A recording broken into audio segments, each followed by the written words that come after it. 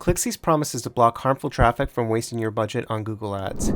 It claims to stop bot clicks, competitor clicks, fake clicks, click farms, and even the ever loathsome brand hater who just wants to see you fail. The fear is that all these bad guys are clicking away on your ads with impunity, costing you significant money every day. The question is, does it actually work, and is it worth it? Over my 20 years of working with Google Ads and generating hundreds of millions of dollars in revenue for online stores, I've had many clients try ClickCease and ask me to evaluate the results, which I have.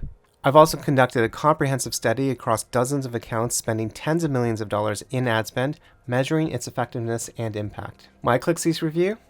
I don't like it, for 3 reasons. Their marketing is dubious, its methods are problematic, and their results are poor in my experience. Let's talk about their marketing.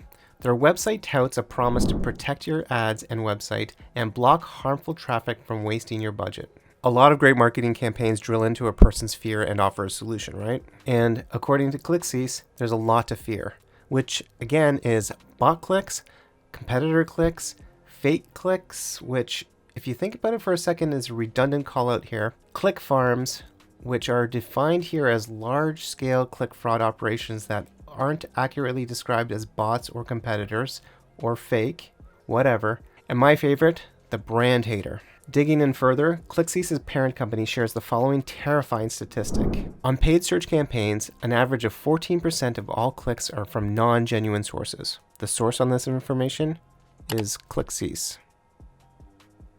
Okay, let's let that slide and assume that this 14% is the absolute truth. Now here's what ticks me off. As you're looking through their site, doesn't the heavy implication seem to be that this click fraud is happening and costing Google Ads advertisers like yourself?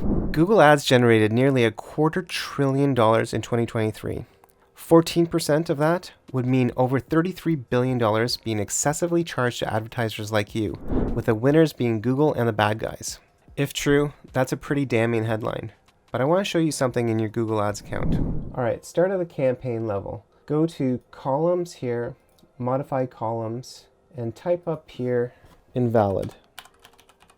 Add that, add this, and apply. Now, let's have a look here. We've got invalid clicks being shown and the invalid click rate. Let's look at another account. Being caught here as well. And in another account, and again, more invalid click rates. So it seems that there are indeed bots, click farms, and ne'er-do-well brand haters out there, and Google is tracking them and sharing that data with us. Google does not charge you for these clicks, and if they do charge you for a click that they later discover to be fraudulent, they refund you. You can view this by going into your billing history. Well, you might say, what about the clicks that Google doesn't catch? Surely ClickCease is my second line of defense here. After all, people keep saying in these oddly fewer than 1,000 reviews that they claim to have, and clearly less than 5 stars. Anyway, they keep saying that their cost went down with ClickCease. What do you say about that? Sure, that leads me to my second concern, which is their methods. With Google Ads, the method ClickCease uses to block traffic is an IP exclusion list. An IP is an address of where a click comes from, and blocking an IP address blocks future clicks from it. So when you have ClickCease set up, it creates a block list for your account. Simple, right? Well, it's dangerously simple. Bots or any brand haters who know what they're doing can easily and regularly change their IP address. Now you may think, well, fine. I just want to block my competitor Bob Smith, who I just know is clicking on my ads. I doubt he knows how to change his IP address. He's an idiot. Okay, well, ClickCease works there, for sure. It will block that jerk's IP address and he'll no longer see your ads. As long as his IP doesn't renew to a new address, and as long as he stays in the same location, problem solved. But was it a problem? Do you think that Google, with its infinitely greater access to traffic data and some of the best software engineers on the planet dedicated to fighting click fraud, didn't already detect Bob and his malicious clicks as invalid? They did.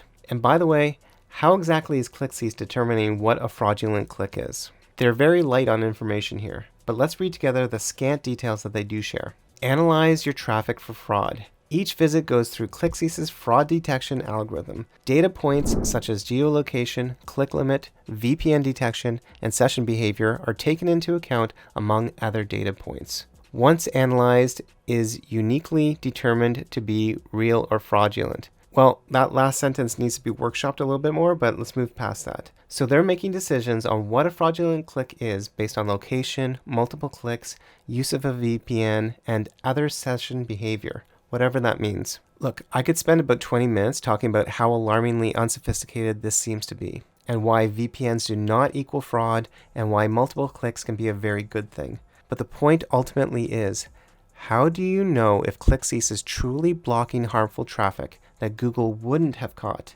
and is not blocking valid shopping traffic due to an overly simple algorithm? How? I genuinely don't know how we can know this, because once the traffic is blocked, it's blocked. Claiming success or failure is the logical problem of proving a negative, but I have taken a stab at it, and that leads me to my final concern, their results. This one will be a quick one to summarize.